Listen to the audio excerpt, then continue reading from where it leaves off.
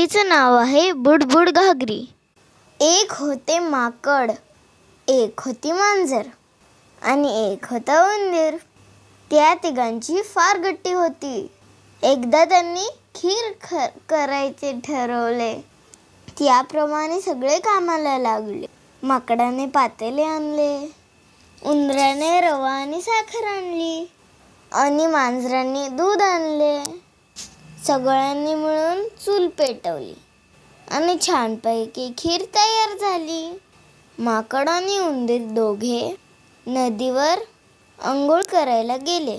जाताना ते म्हणाले, मनी मावशी, तू खिरीची राखण कर, आम्ही नदीवर अंघोळ करून येतो. मग सगळ्यांनी मिळून खीर खाऊ. मांजर राखण करायला थांबली.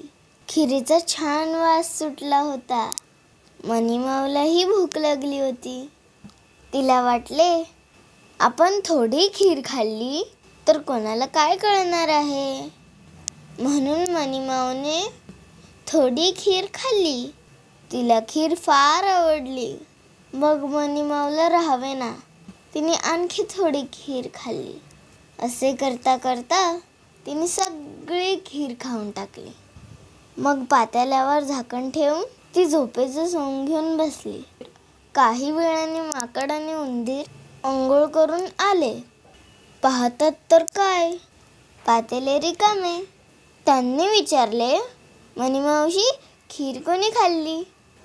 मनीमाऊ म्हणाली, मी नाही बाई खीर खाल्ली, मी तर झोपले होते.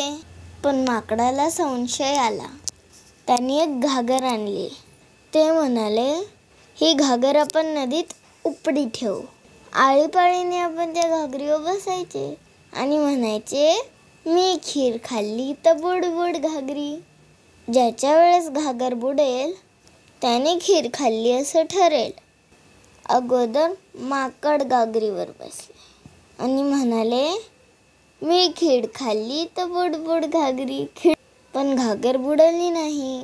मग उंदीर घागरीवर बसला.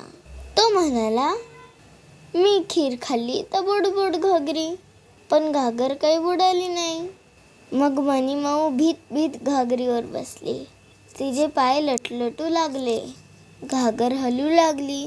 ती म्हणाली, मी खीर खाल्ली तर बुडबुड घागरी, आणि हळूहळू घागर बुडू लागली.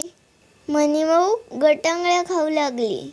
घाबरून ती ओरडू लागली, मला वाचवा, मला वाचवा, मी परत खोटे बोलणार नाही, मित्रांना फसवणार नाही. तर अशा प्रकारे मनीमाऊची खिरीची चोरी पकडली गेली. अशी झाली मनीमाऊची फजिती.